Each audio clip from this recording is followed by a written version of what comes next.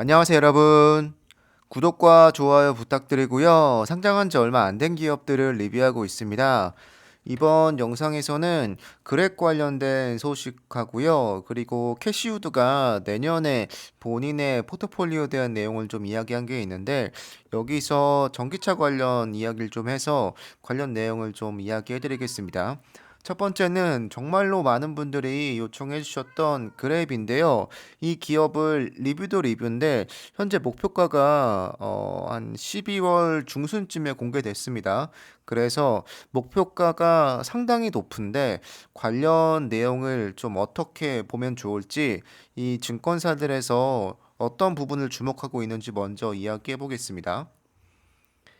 가장 낮은 게 10달러여서 현재가 대비해서 굉장히 상승 여력이 많다고 보여지고 JP모건은 무려 12.5달러입니다. 앞으로 상승 여력이 굉장히 많다고 볼 수밖에 없는데 물론 리스크도 언급을 하고 있긴 한데요. 전반적으로 모든 증권사에서 애널리스트들이 목표가 높다는 게 중요한 것 같습니다. 물론 이거대로 가진 않겠지만 그만큼 앞으로의 성장성이 좀 기대가 된다는 내용이고요. 관련 내용을 보여드리면 JP모건이나 시티은행 등에서 목표가를 냈는데 합병을 마무리하고 굉장히 많이 하락했다라고 하고 현재 7달러 초반대를 좀 왔다 갔다 하고 있으니까 오늘 프리장에선 조금 올랐지만 그럼에도 불구하고 10달러에 비하면 많이 내려온 상태이고요. JP모건은 굉장히 성장성을 좋게 보고 있는 것 같아요. 여러 해에 걸쳐서 계속해서 성장할 수 있는 기회가 많다고 하고 있고 아시겠지만 그랩이 해당 지역에서 굉장히 많은 점유율이 있기 때문에 현지화된 플랫폼으로 앞으로 성장이 더 주도화될 수 있다고 이야기하고 있습니다. 앞으로 더 낮은 비용으로 사업을 이어갈 수 있고 확장할 수 있다라고 언급을 하고 있습니다.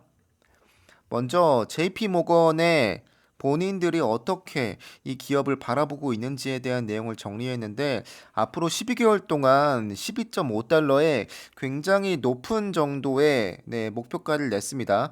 물론 12월 6일 날 낸 거기 때문에 그때에 비해선 전반적으로 모든 기술주가 하락을 한 느낌은 분명히 있지만 목표가는 상당히 높고요.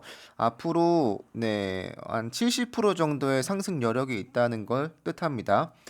우수한 지역성이 있고 또 이 지역에서 굉장히 사랑받고 있기 때문에 온라인 소비 증가에 그 수혜를 볼 수 있는 기업이라고 언급을 하고 있고 앞서 말씀드렸지만 앞으로 매년 성장할 수 있다. 그 성장이 매해 지속이 꽤 오래 지속이 될 거다라고 언급을 하고 있습니다. 차량 호출 분야에서는 굉장히 선두이고 이 코로나 때문에 물론 영향이 있지만 경쟁도 물론 다른 분야에서 있습니다. 음식 배달 부분에서 상대적으로 경쟁이 좀 심하긴 하지만 그럼에도 불구하고 성장 잠재력이 있다고 성장성에 굉장히 좋은 점수를 주고 있는 것 같아요. 물론 모든 애널리스트가 언급을 하고 있지만 경쟁이 가장 큰 리스크로 꼽고 있습니다. 네. 더불어서 락업 때문에 주가가 좀 많이 흔들릴 수 있을 거라고 이야기하고 있고 상장한 지 얼마 안 됐기 때문에 락업이 다 풀리려면 기간이 굉장히 많이 남아 있습니다. 그렇기 때문에 조금 더 길게 바라봐도 좋을 거라고 보고요. 더불어서 MSCI 지수에 포함될 가능성이 있기 때문에 좀 변동성이 있을 거다라고 언급을 하고 있습니다. 두 번째는 시티인데요. 목표가가 12달러로 역시 높습니다.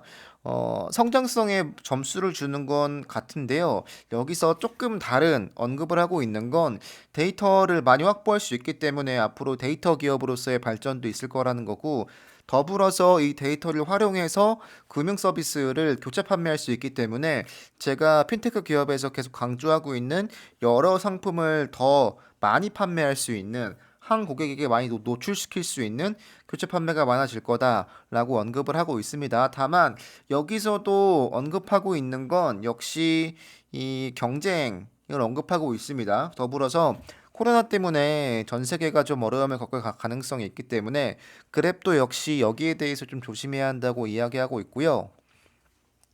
에보코어는 목표가가 가장 낮지만 그래도 10달러입니다. 10달러도 사실 지금의 주가에 비해선 높은 편이긴 하니까요. 네. 역시 여기서도 경쟁을 언급하고 있습니다. 경쟁을 이겨내야 한다는 숙제가 좀 있기 때문에 혹시 점유율을 더 높일 수 있는 시장의 진출이나 금융 서비스 부분에서의 확대가 된다면 아마 기업의 성장이 더 가속화될 것이라고 보고 있습니다. 두 번째 소식은 캐시우드가 CNBC 인터뷰에서 내년 그 아크 인베스트의 펀드 전망을 좀 이야기했습니다. 주로 테슬라나 리비안이나 메타버스 그리고 루시드에 대해서 언급을 했는데 이전에 언급했던 내용들을 좀 정리했다는 거에 좀 가깝다고 보고요. 기사에서 옛날에 했던 인터뷰들 내용을 좀 많이 볼 수 있습니다. 특히 테슬라 관련 이야기나 전기차 관련 이야기가 좀 있었는데 본인이 주장하기로 캐시우드가 물론 싫어하는 분들도 굉장히 많으실 거라고 생각을 해요. 실제로 올해 성과가 좀 안 좋았다 보니까 뭐 거품이다 어쩐다 말이 많지만 어쨌든 좀 이 아크 인베스트가 움직이면 분명한 규모가 있는 펀드인 건 맞다 보니까 관련 내용을 간단히 말씀드리면 향후 몇 년이 지금까지 본 것 중에서 가장 화려한 혁신의 시기가 될 것이라고 예상했습니다. 어, 아주 본인들의 포트폴리오에 강한 자신감이 있는 거라고 보여지고요. 그럼에도 불구하고 일부 주식들은 매우 고평가되어 있다. 앞으로 매우 하방 압력이 있을 거다라고 이야기하고 있습니다. 언급한 기업들이 쭉 있는데요. 여러분들이 궁금해하실 것만 좀 요약해 보자면 로빈후드를 매입하기 시작했었죠. 앞으로 로빈후드가 굉장히 중요한 디지털 월렛으로 성장할 것이다. 물론 저도 그렇게 생각을 합니다. 뭐 락업이나 최근에 규제 관련 이슈 때문에 많이 떨어지기도 했고 좀 안티들이 많다 보니까 이걸 안티라고 표현하는 게 맞을지 모르겠지만 로빈후드를 안 좋아하는 여론이 좀 있다 보니까 아무래도 이 기업 주가에 어쩔 수 없이 반영이 돼 있다고 보는데 캐시우드는 물론 저도 그렇습니다. 앞으로 로빈후드의 성장을 굉장히 좋게 보고 있고요. 그리고 테슬라에 대한 향후 5년 동안의 성장 전망을 굉장히 높게 제시했습니다. 3,000달러 목표 가격을 계속 유지하고 있고 테슬라를 정말 많이 믿고 있다. 그리고 이 전기차 섹터를 앞으로도 꾸준히 관심을 가질 거다라고 예상해 볼 수 있는데 그와 반대로 전기차 분야에서 리비안과 루시드를 매수하지 않을 거다라고 이야기했습니다. 앞으로 이 기업들이 자율주행을 완벽히 도입한 차량을 생산하지 않는다면 그때까지는 매수할 계획이 없다라고 못 박은 거라고 보고요. 이 기업들이 좋지만 아직까진 조금 고평가돼 있다라는 느낌을 좀 주는 말인 것 같습니다. 더불어서 텔레닥이 미국 헬스케어의 근간이 될 수 있을 거다라고 이야기하고 있고 메타버스에 대한 가능성을 좀 언급하고 있습니다. 근데 이 전기차 섹터에 대한 언급은 이전에도 있었습니다. 이게 이 기사가 어 저번 주에 나온 거죠. 저번 주에 나온 기사인데 12월 초에도 관련 기사가 있었습니다. 캐시우드는 루시드와 리비안이 앞으로 자율주행차 기술을 완벽히 도입한 차를 생산하기 시작하면 아마 이건 제가 볼 때 이런 차들을 뭐 기술 개발 수준이라기보단 완벽하게 상용화하고 이 차들이 좀 많이 팔릴 그때 아니면 그 소식이 들려올 때 매입하기 시작한다는 느낌이라고 보여지는데 아직까지는 조금 신중하게 바라보는 것 같아요. 캐시우드는 테슬라에 대해서는 굉장히 오래전부터 낙관적으로 지켜봤는데 이 리비안과 루시드에 대해서는 조금 그에 비해서는 보수적으로 접근하지 않나 라는 생각이 있고요.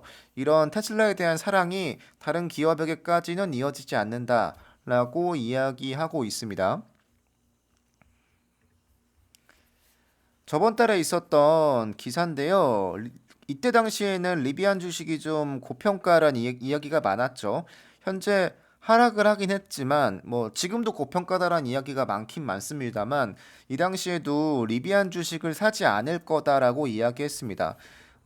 차량을 많이 생산한다는 느낌도 물론 중요하겠지만 캐시우드가 중요시하는 건 자율주행 기술에 조금 더 점수를 주고 있는 것 같아요. 그러다 보니까 앞으로 캐시우드가 물론 매수하는 게 도움이 분명히 될 겁니다.